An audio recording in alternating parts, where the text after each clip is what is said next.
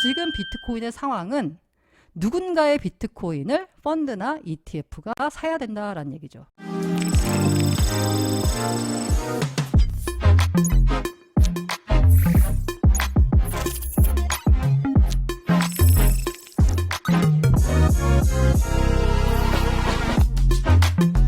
알고라닌 미국 오를 수밖에 없습니다. 왜냐하면 촬영 시각은 1월 30일 낮 12시 20분경입니다. 자, 비트코인 가격 볼까요? 43,000달러를 회복했습니다. 제가 캡처할 때는 43,100달러 선이었는데요. 지금 가격을 보니까 43,500달러 선으로요. 이거 회복한 거 맞아 싶었는데 완연한 회복세 맞습니다. 자, 이거를요, 저도 회복이라고 표현했는데, JP 모건 같은 경우에는요, 시장 정상화 과정이다 라는 표현을 썼습니다. 사실, 비트코인 현물 ETF가 2월 11일 시장에 상장되기 전에, 나스닥 등 거래소에 상장되기 전에 그 기대감으로 비트코인 가격이 너무 많이 올랐다는 거죠. 49,000달러까지 쉼없이 올랐는데, 보통 상승까지 갈 때는 중간에 조정이 나오기 마련이거든요. 20-30% 조정은 그냥 뭐 수시로 나오는데, 이번에는 거의 조정을 받지 않고 올랐다는 거예요. 그 정도로 시장이 과열이 됐었는데 그게 완화가 됐다. 그래서 이제는 시장이 정상화되는 과정이다 라고 JP모건은 표현을 했습니다. 자, 그간 왜 약세였을까에 대해서 크립토 포테이토가 3가지 이유를 들었습니다. 저도 뭐 여러 가지 이유 말씀드렸는데요. 비슷합니다. 네, 승인 ETF 거래 승인 관련해서 과매수 됐었다. 그래서 뉴스에 팔아라 라는 그 차익 실현 물량이 쏟아졌다. 그리고 매크로, 그러니까 금리 인상 추세, 달러 강세 등 거시 상황이 악화됐다라는 걸 이유로 들었습니다. 무엇보다도 가장 장기 사람들이 많이 드는 이유는 뭘까요? 당연히 GBTC, 그레이스케일 비트코인 ETF의 환매 물량이겠죠. 거래가 많긴 했습니다. GBTC ETF 누적 거래량이 116억 달러를 기록했는데요. 자, 이 거래를 왜 했을까라고 보면 단순히 사고 파는 게 아니라 그냥 환매 물량이 많이 나온 거죠. 네, 다 판 거죠. 네. 그렇습니다. 그런데 기쁜 소식, GBTC 환매는 줄고 있습니다. 환매가 둔화되면서 지난 금요일부터 완연히 환매가 완화되는 모습을 보였습니다. 순유출액이 그 12거래일차를 보니까 1.92억 달러를 기록했습니다. 유출 둔화세를 기록하고 있습니다. 29일 기준으로요. 하방 압력이 그러다 보니까 사라졌다라면서 그 비트코인 가격에 대해서 ETF 출시 이후에 안 좋을 것 같다라고 예상했던 JP 모건마저 하방 압력은 사라졌다라는 식으로 보고서를 냈습니다. 그 결과 계속 팔았죠. 그러다 보니까 보유량이 줄었습니다. 3주 사이에 62만에서 약 50만으로 줄었습니다. 자, GBTC 영향력은 계속 축소가 되고 있는데요. 심지어 오늘 장 초반에는 현재 시간입니다. 블랙락 비트코인 ETF가 GBTC 거래량을 앞섰습니다. 이런 일이 없었거든요. 근데 앞섰어요. 물론 결과적으로 보자면 역전하지 못했습니다. 오늘도 역시나 그레이스케일이 가장 많이 거래가 된 건 맞는데 이렇게 흐름이 나오는 걸 봐서 이게 어쨌든 추세가 중요한 거잖아요. 환매 압력은 점점점 줄어들고 있고 거래량도 앞으로는 블랙락 쪽이 더 나오겠네 라고 생각할 수밖에 없는 거죠. 그래서 GBTC가 파는 동안 그래도 GBTC가 이렇게 물량을 많이 내놨잖아요. 그럼에도 불구하고 가격이 이 정도로 버텨줬던 건 뭐예요? 다른 9개 ETF가 매수를 했기 때문입니다. 11일 거래일간 60억 달러 상당의 비트코인을 매입을 했고요. 그래서 그레이스케일에서 빠진 거, 9개 ETF에서 들어온 거를 뭔가 합치면 전체적으로는 전체 비트코인 ETF에는 7.59억 달러가 순유입됐습니다. 그러니까 ETF 전체로 놓고 보자면요. 시장의 수급에 마이너스는 아니었어요. 다만 생각지 못했던 GBTC 물량이 나오면서 이거 생각보다 많이 나오네? 나도 그럼 팔아야 되겠다 라는 팔자세 물량이 같이 나오면서 가격이 흔들렸던 거죠. 특히나 이제 그 비트코인 ETF 가운데서는 역시나 블랙록이 선두를 나타냈습니다. 23년 이후 출시 ETF 중 자산 규모 벌써 3위에 올랐고요. 조만간 1위 찍겠네요. 그다음에 AUM이 20억 달러를 돌파했습니다. 와, 생각보다 좀 빨리 돌파하고 있습니다. 비트코인 현물 ETF 가운데 처음이고요. 그 다음에 이제 그 아까 말씀드렸는데 AUM이 이러니까 지금 한 52,000개 정도의 비트코인을 보유하고 있습니다. 자, 제가 아까 그레이스케일을 많이 팔아서 지금 한 50만 개가 됐고, 그리고 블랙락 같은 경우에는 계속 사들여가지고 5만 2천 개 정도 된다라고 했는데, 전반적으로 봤을 때 2,100만 개의 비트코인을 누가 갖고 있을까를 보자면, 여기 보면 인디비주얼이죠. 이거는 알 수 없는 개인들입니다. 우리가 흔히 고래라고 불리는 사람들이 여기 있을 거고요. 이 주황색은 정확히는 알 수 없지만 대충 사토시 물량으로 추정되는 겁니다. 초기에 채굴됐으나 움직이지 않고 있는 물량을 합친 거고요. 그리고 로스트, 이거는 행방이 묘연한, 지갑 주소를 까먹거나 어떤 이유에서인지 행방이 묘연한 코인을 표현한 거고요. 언마인드는 아직 채굴되지 않은 130만 개의 코인을 말합니다. 그리고 여기 보시면 컴퍼니는 이제 기업들이 갖고 있는 거고요. 펀드는 ETF 같은 기관들이 들고 있는 거고, 정부, 디파에 들어가 있는 것도 이렇게 있습니다. 자, 이렇게 분포가 되는데 어쨌든 개인이 제일 많은 거죠. 이걸 한번 숫자를 보자면요. ETF가 요게 수치가 뭐 살짝 다를 수 있지만 어쨌든 82만 개 그레이스케일 포함입니다. 그리고 국가 45만 개, 상장기업 27만 개, 민간기업, 지주채굴회사 이렇게 되고 있습니다. 자, 중요한 거는 이제 반감기 이후에는요. 총 공급량 2,100만 개 가운데 130만 개의 비트코인만 채굴할 수 있고요. 사토시 나카모토가 100만 개 갖고 있고요. 주인을 잃은 비트코인, 이 로스트 코인이요. 대충 한 거 보니까 이 지금까지 채굴되지 않은 것 이거의 한 2배쯤 되는 것 같아요.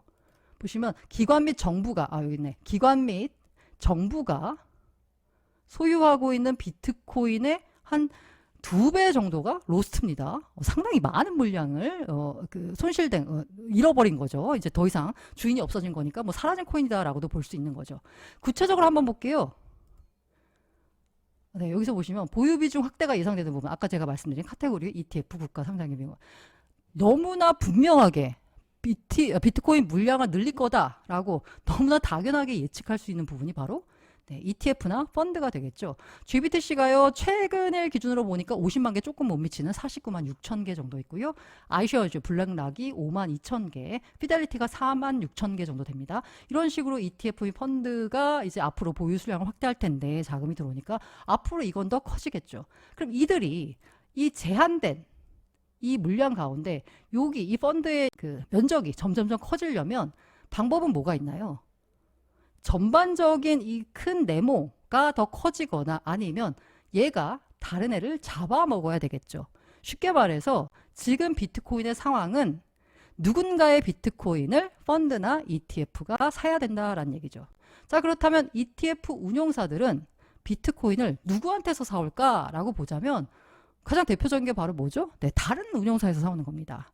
지난주에 다른 어떤 운용하던 기관에서 지난주에 디지털 자산 투자 상품에서 5억 달러가 순유출됐다라고 합니다. 자, 이러니까 지금 어떤 기관이 들고 있지만 어떤 기관들은 여러 가지 다양한 이유 때문에 사기만 하진 않죠. 팔기도 하잖아요. 5억 달러 정도가 순유출됐는데 이렇게 나오는 것들 어떤 기관이 들고 있는데 어떤 펀드가 들고 있는데 뭐 무슨 이유에서든지 내놓는 비트코인을 사오겠죠. 다른 디지털 자산 상품 매도세에서 비트코인을 사올 겁니다. 자, 그리고 또 채굴자들 있죠. 채굴자들이 내놓는 물량을 사올 거죠. 지금 아직까지 채굴 안 된 물량이 130만 개 정도 되는데요. 최근에 채굴자들이 반감기를 앞두고 비트코인을 대거 매도했다라고 합니다. 그러면 지금 들고 있는 거는 팔았고요. 앞으로 채굴될 거는 130만 개밖에 안 돼요. 수량이 한정돼 있다라는 겁니다. 그리고 세 번째가 사실 물량이 가장 큰 비중을 차지하는 겁니다. 고래입니다. 고래. 뭐냐? 여기서 보시자면 개인입니다. 개인. 이거 알 수 없죠. 그냥 우리가 고래라고 표현하는데 고래들을 보니까요. 이 고래들은 진짜 뭐랄까 매매 신이라고 해야 되나요? 상승하기 전에 항상 보면은 이 개인들이 약간 뭐랄까 이 굉장히 투자가 힘들잖아요. 더 떨어지면 어떡하지? 라는 마음에 손절을 치거나 매도를 칠 때 오히려 고래들은 매집하는 경우가 많이 있었죠. 오히려 고점에서 팔고요. 모두 다 환희에 차가지고 비싼 데도 사는데 고래는 비쌀 때 고점에서 정확히 파는 그렇게 투자를 잘해서 고래가 된 건가요? 아무튼 1000BTC 이상 보유 고래 주소가 1월 달에 30억 달러 상당의 비트코인을 매집했다라는 겁니다. 그러니까 고래들은 고래한테서 사와야 되는데 고래가 사고 있어요. 그래서 그리고 여기다가 개인 중에는 고래도 있지만 그냥 이렇게 저 같은 새우들도 있지 않겠습니까? 근데 봤더니 비트코인을 보유한 사람들이 ETF가 승인된 다음에도 현금을 하는 게 아니라 지속적으로 보유한다라는 겁니다. 앞으로 더 갈 거다라고서 호들러가 된 거죠. 물론 호들러 가운데는 고래가 다수겠지만 저 같은 개인들도 호들러가 많아졌다라는 거죠. 그래서 매집 비트코인 양은 계속 증가하고 있습니다. 만약에 다들 팔지 않고 쟁여만 둔다면 ETF 운용사들은 비트코인을 어디서 사야 할까요? 살 수 있는 비트코인이 품절이 되면 비트코인 가격은 어떻게 될까요? 희망의 회로를 좀 돌려보자 라는 겁니다. 물론 이건 장기에 걸쳐 벌어질 일이고요. 단기로 보자면 사실 가격 전망 이거 무의미합니다. 근데 대충 하나는 보니까요. 36,000에서 38,000을 부르는 전문가들이 많아요. 저는 이걸 보면서 참 놀라운데 아니 도대체 얘는 어떻게 가격을 이렇게 1달러 단위까지 대출한 건가 싶은데 매트릭스 포트가 36,793달러까지 하락한 다음에 반등할 거다라고 했습니다. 그런데 지금 현재 가격은 43,500달러를 넘어서고 있습니다. 자, 그리고 상승하더라도 3만 달러 깨질 수 있다라는 전망도 나오고 있어요. 정고점 가기 전에 3만 달러 깨질 수 있다라는데, 네, 뭐 지켜보시죠. 가격 전망 사실 무의미하죠. 그런데 이제 조만간 다음 달 2월이 되죠. 이 역사적으로 봤을 때요, 이게 보면 저기 초록색이 오른 거고요. 그 빨간색이 떨어진 겁니다. 대충 1월은 보니까 아이고 빨간 달이 이렇게 많어 싶은데 자 2월은 보니까 초록 2020년에만 마이너스 그것도 마이너스 0.6% 살짝 떨어졌습니다. 초록 2014년에 마이너스 31%. 아 이때는 좀 많이 떨어졌네요. 2014년에 무슨 일이었었지? 2014년 2월에 네 마운트곡스인가? 아무튼 네, 좀 많이 떨어졌었는데 지금 보니까 2월은 대출은 초록 그렇다면 올해도 초록이 되지 않을까라고 생각해 봅니다. 자 매트릭스 포트 제가 매트릭스 포트가 조금 약간 지난해 가격 전망을 좀 잘 맞췄어요. 그래서 제가 좀 주로 많이 들고 오는데 거기 리서치 총괄이 뭐라고 했더니 이게 약간 이게 차트 분석을 막 해봤더니 3월 말에는 1분기 말이니까 3월 말이죠. 5만 달러 돌파할 전망이다라고 했습니다. 강세론에 힘을 실었고요. 그리고 내년 8월까지는 오른답니다. 네. 신고점 경신 가능하다니까 가자를 한번 외쳐보겠습니다. 자 그리고 제가 드릴 수 있는 가격 전망은 제가 아무도 모른다라고 했죠. 이게 무슨 의미가 있냐라고 하지만 제가 확실한 한 가지를 말씀드리겠습니다. 자 뭐다? 장기로 오른다라는 겁니다. 자 이게 조선일보 제목 1월 11일 날 비트코인 ETF 상장되면서 나왔던 제목인데요. 400조가 유입된다. 2억 원까지 갈 수도 있다라는 겁니다. 자 ETF 승인과 함께 특히나 더 신규 자금 유입이 기대가 되는 상황이죠.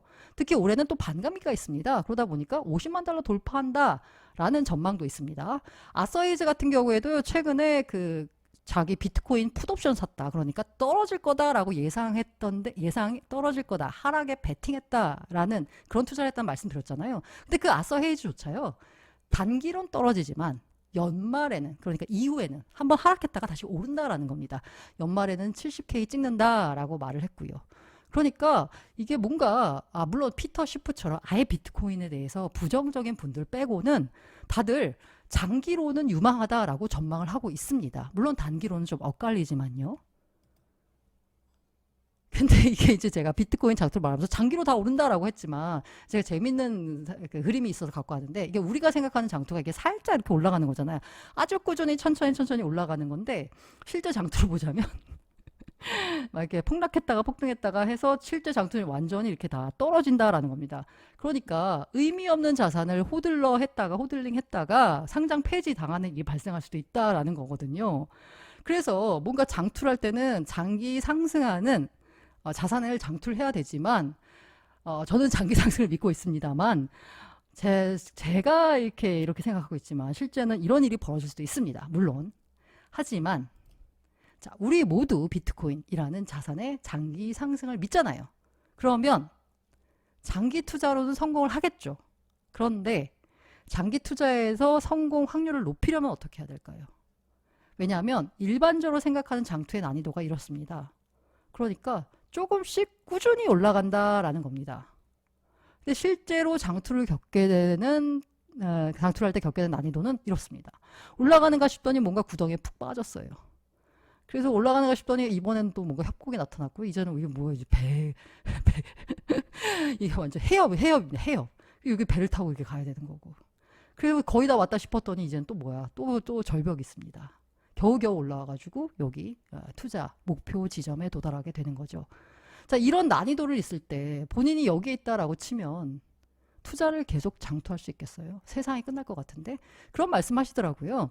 그 2018년에 하락했을 때 그때 이제 2017년 말에 이제 시장에 들어온 분들 많잖아요.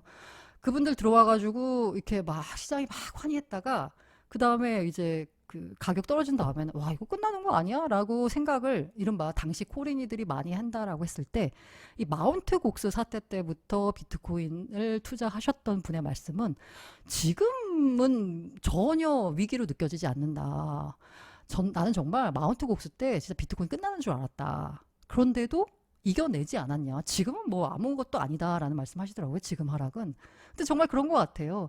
이 장투를 겪게 될 때 난이도가 지금 뭐 그 사람 심리에 따라서 다르겠지만 아마 여기에 계신 분도 있을 것 같아요. 그래서 이렇게 장투를 나는 해야지라고 하는데 이렇게 어려움을 겪잖아요. 그래서 장투를 못 해요. 장투 성공 확률을 높이려면 어떻게 해야 되냐? 제가 늘 드리는 말씀이죠. 네, 적립식 투자. 특히나 돈을 적립식으로 투자하지 말고 시간을 적립식으로 투자해라라는 말씀 드립니다. 뭐 돈을 나눠서 투자해야 되겠지만 이게 시간을 보면 항상 그 적립식을 하라 그러니까 안 하고 있다가 가격이 오르면 빨리 사야 되는 거 아니야 라면서 그때 삽니다. 가격이 비쌀 때. 그럴 때 가격이 떨어지면 안 사. 에이 망했지 뭐. 그리고 그냥 물렸어요. 그리고 나서 가격이 내가 산 고점을 회복을 하면 그때 낼름 팝니다. 떨어지기 전에 팔아야지. 차익 실현. 근데 더 올라. 그럼 내가 그 차익 실현했던 그 가격보다 더 비싼 가격에 뒤늦게 삽니다.